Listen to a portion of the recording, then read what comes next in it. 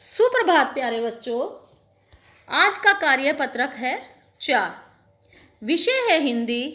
पाठ का नाम है लाख की चूड़ियाँ, भाग 4। दिनांक है 1 अक्टूबर 2020। बच्चों, जब बहुत दिनों के बाद लेखक गांव आया तब बदलू और लेखक के बीच जो बातचीत हुई उसी को इस कार्यपत्रक में हम पढ़ेंगे। तो उसके बाद गद्यांश है बेटा, नमस्ते बदलू काका। कौन कहता है? लेखक बदलू के पास आया है और उन्हें नमस्ते कहता है। नमस्ते बदलू काका, मैंने कहा। नमस्ते भैया, बदलू ने क्या जवाब दिया? नमस्ते भैया। उसने मेरी नमस्ते का उत्तर दिया और उठकर खाट पर बैठ गया, परंतु उसने मुझे पहचाना नहीं और देर तक मेरी ओर निहारता रहा।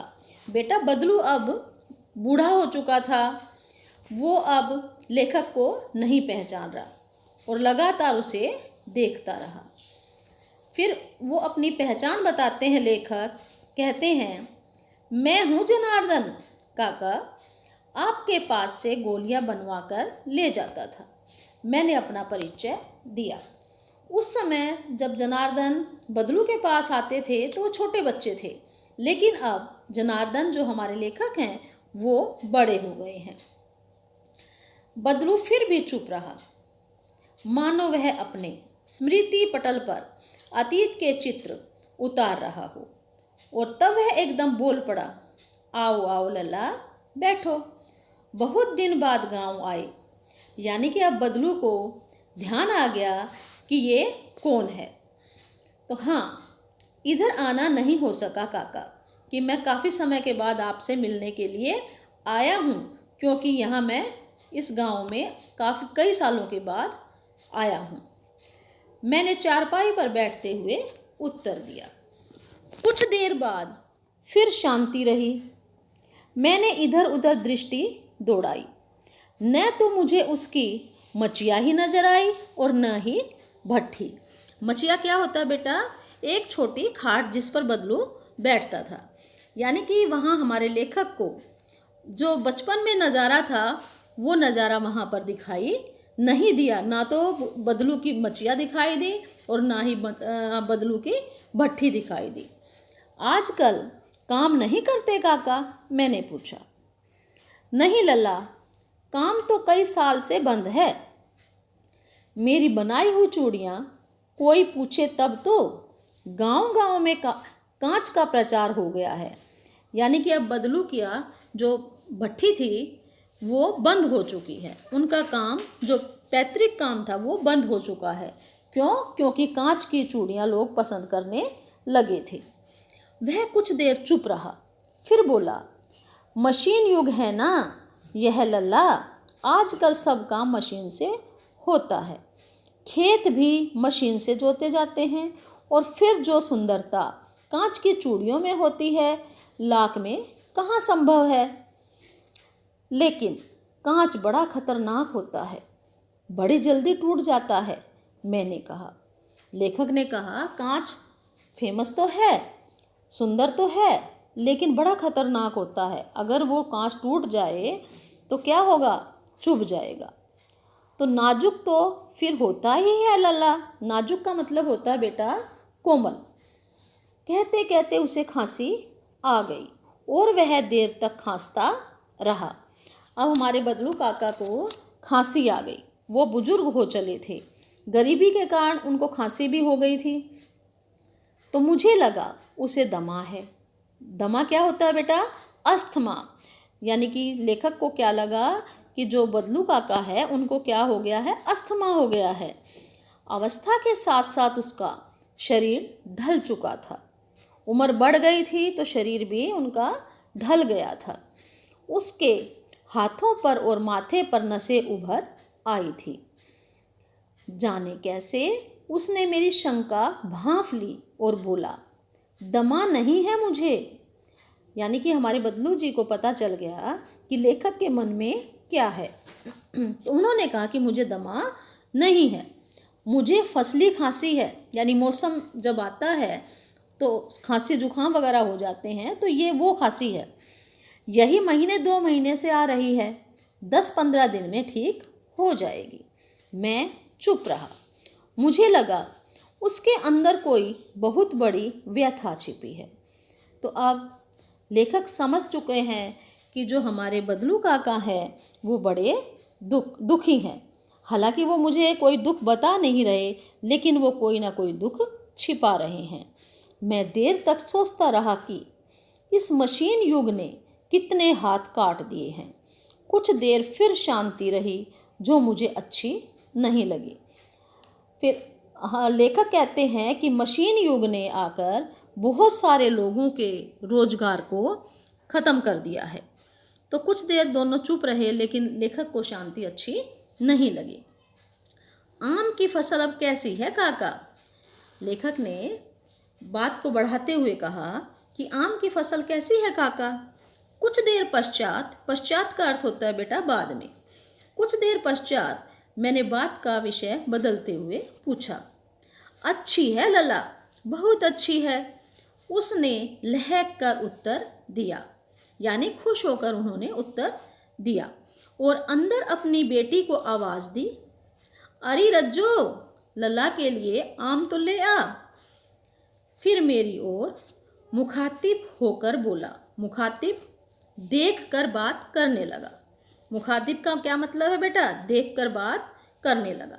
माफ़ करना लला, तुम्हें आम खिलाना भूल गया था। नहीं नहीं काका, आम तो इस साल बहुत खाए हैं। बदलू कहते हैं, वाह वाह, बिना आम खिलाए कैसे जाने दूंगा तुमको। मैं चुप हो गया। मुझे वे दिन याद हो आए जब मेरे लिए मलाई बचाकर रखता था। यानी बदलू के पास कई साल पहले गाय होती थी, तो गाय के दूध की मलाई किसके लिए रखता था? लेखक के लिए रखता था। तो अब गाय के बारे में हमारे लेखक पूछते हैं, गाय तो अच्छी है ना काका? मैंने पूछा। गाय कहाँ है लला? 2 साल हुए बेच दी, कहाँ से खिलाता।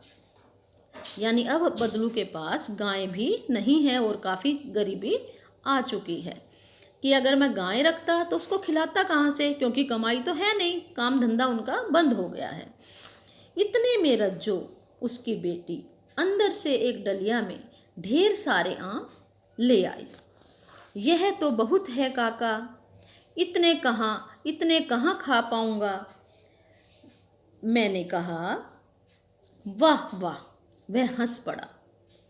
शहरी ठहरे ना, मैं तुम्हारी उम्र का था तो इसके चौगुने आम एक बखत में खा जाया करता था। बखत का मतलब होता बेटा समय, कि एक बार में इतने आम मैं खा जाता था। आप लोगों की बात और है, मैंने उत्तर दिया। अच्छा बेटी लला को 4-5 आम छांट कर दो। कि अब बदलू कहता है कि लला को ऐसा करो, 4-5 आम छांट कर दे दो, सिंदूरी वाले देना। देखो लला कैसे हैं, इसी साल यह पेड़ तैयार हुआ है। बचपन में बदलू लेखक को आम भी खिलाता था और क्या खिलाता था? गाय के दूध की मलाई भी खिलाता था। तो इसी साल यह पेड़ तैयार हुआ है।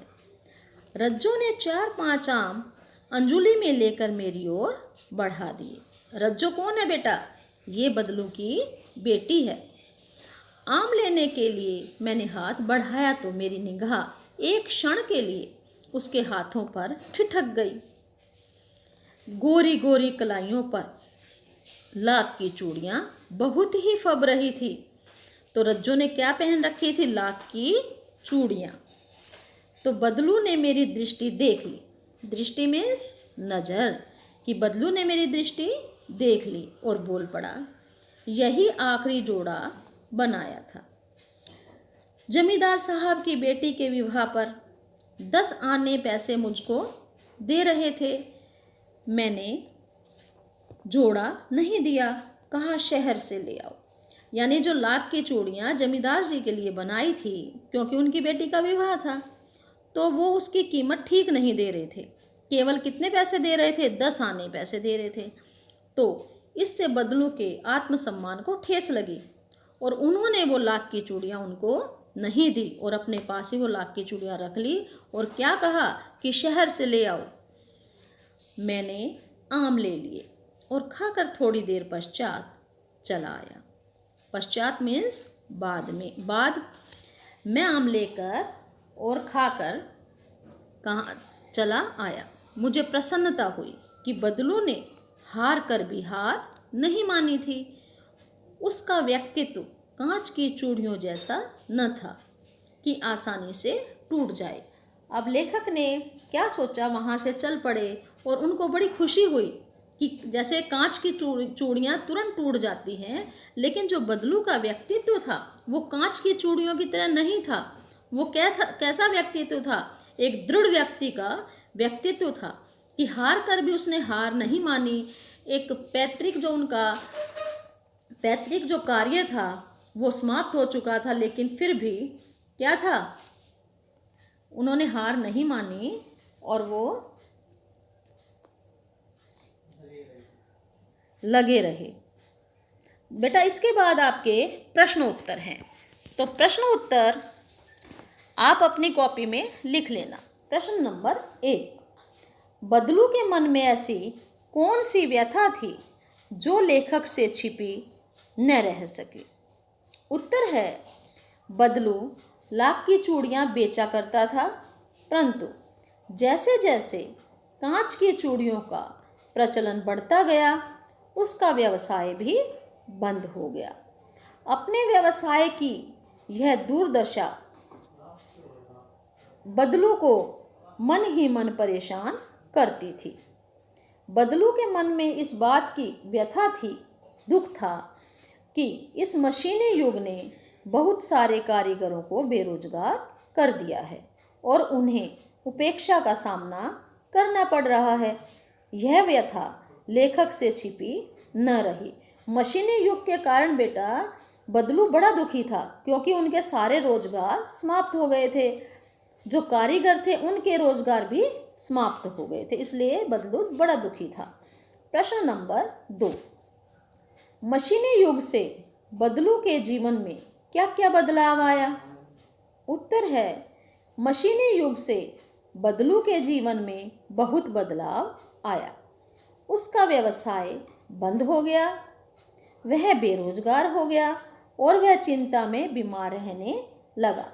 उसके हाथों पर व माथे पर उसकी नसें दिखाई देने लगी। बदलू कैसा रहने लगा? जब व्यवसाय नहीं रहा, मशीनी युग आ गया, तो बीमार रहने लगा। उसके हाथों पर और माथे पर नसें दिखाई देने लगी, यानी वो कमज़ोर हो गया और बूढ़ा हो गया। प्रश्न नंबर 3, मशीनों के आने से हमारे जीवन में क्या क्या बदलाव आए हैं? मशीनों से होने वाली 2 हानियाँ और 2 लाभों के बारे में लिखिए कि क्या हुआ, मशीनी युग आने से क्या क्या लाभ और हानियाँ हुई। तो उत्तर है बेटा, मशीनी युग आने से हमारे जीवन में निम्नलिखित लाभ व हानियाँ हुई। तो मशीनी युग के लाभ, काम आसान हो गए कि मशीन जल्दी जल्दी काम कर रही है, आसान हो गए, मेहनत कम करनी पड़ रही है, काम आसान हो गया और अब समय की बचत भी हो रही है, समय की बचत भी हो गई। लेकिन हानियाँ भी हुई बेटा उससे। मशीनी युग की हानियाँ, मशीनों के आगमन के साथ कारीगरों के हाथ से काम धंधा छिन गया, यानी कि कारीगर बेरोजगार हो गए, कारीगरों का रोजगार छिन गया। प्रश्न नंबर 4, बदलू ने हार कर भी हार नहीं मानी, यह लेखक को कैसे पता चला? उत्तर है, बदलू लाख की चूड़ियाँ बेचा करता था, परंतु जैसे जैसे कांच की चूड़ियों का प्रचलन बढ़ता गया उसका व्यवसाय ठप होने लगा, उसका काम धंधा बिल्कुल बंद हो गया। लेकिन उसने अभी भी हार नहीं मानी थी।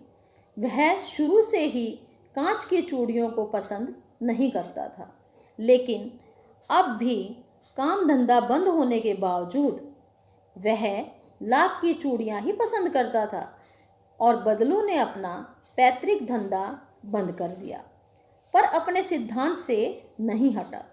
इसलिए हम कह सकते हैं कि बदलू ने हार कर भी हार नहीं मानी। बेटा, ये आपके सारे प्रश्न उत्तर थे, इनको आप कॉपी में लिख लेना और फिर इसको याद कर लेना। बेटा, वीडियो को शुरू से लेकर आखिर तक ज़रूर देखना, तभी आपको ये गद्यांश समझ में आएगा। पेपर में हो सकता है इसके बीच में से और प्रश्न भी आ जाएं, ताकि आपको आराम से समझ में आ जाए।